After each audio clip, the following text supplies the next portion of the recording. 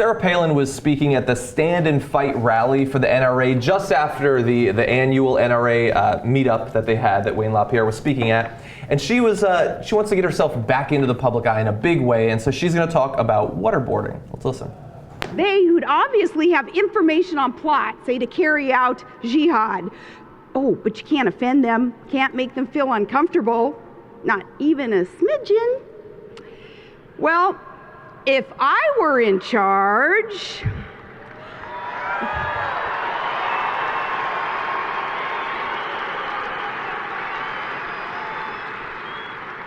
they would know that waterboarding is how we baptize terrorists.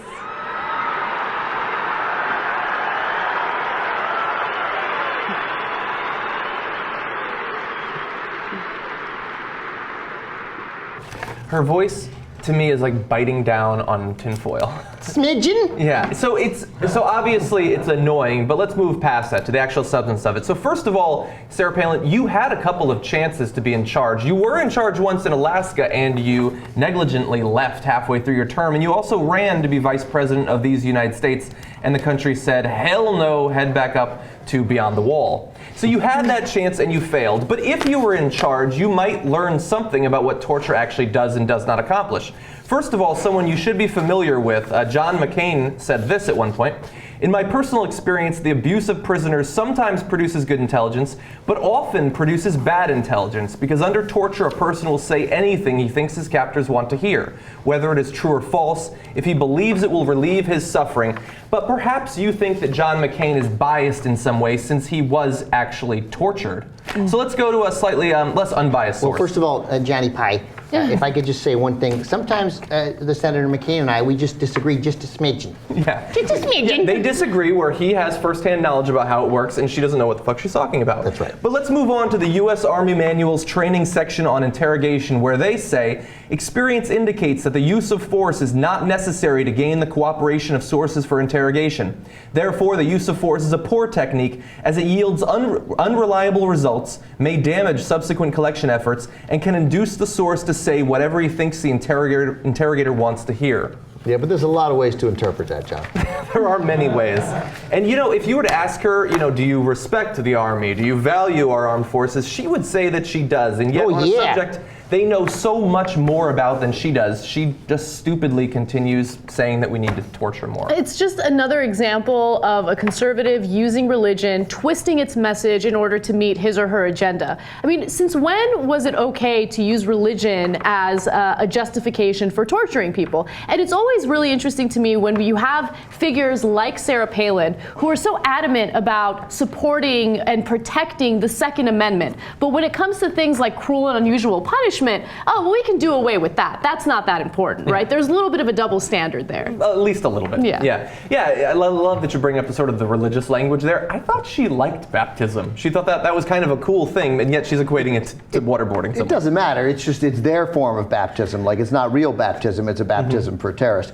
I think it's a nice line from a speech given. The audience loved it. The audience loved it. It got her on TV. That's a good point. More importantly, it got her on this show. It got her on the Turks. Yeah. So there's one other video, though. She goes on. Let's listen to Sarah Palin. Our president is, anti-gun mayors and celebrities are, our banks, our airports, our jewelry stores, protected by guns. But our children, they're protected by a thin tin sign that reads, gun-free zone. Yeah, like that'll stop the bad guy. That is stupid on steroids. Speaking of... She doesn't get the irony of using that phrase, right? That's stupid on steroids. Yeah, she doesn't. So she talked about the jewelry stores, but then later in that talk, because the Attorney General of the United States, Eric Holder, has suggested that technology could help with sort of limiting gun violence.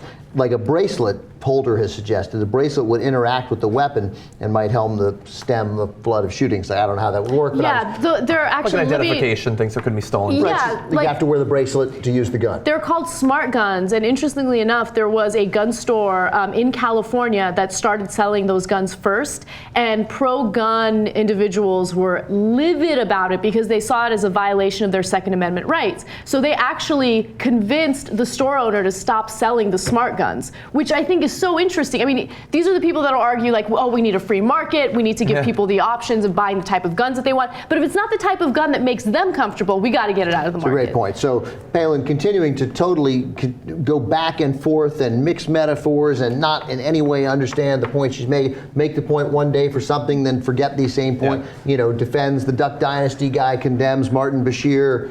Like, she doesn't have it. She can't figure it out. So talking about that thing that I brought up but didn't know anything about, that you bailed me out, thank you. The bracelet that interacts with the weapon might end the flood of shooting. Palin then referenced the many bracelets that she wears to commemorate fallen soldiers and other causes that she believes in. So she wears a lot of bracelets to commemorate things that she believes in, which is fine. And then she says, you can have these bracelets when you pry them from my cold, dead hands. They're not. No one's taking your bracelets. Yeah, like, I don't want them. No, it's I not don't wear like jewelry much. They're not like, here's the deal. Everyone's going to have a gun, but there'll have to be a bracelet attached, and you'll have to give up all your other bracelets to the all-powerful federal government so that they can melt them down into Valyrian steel and control all the I like people. where this is going.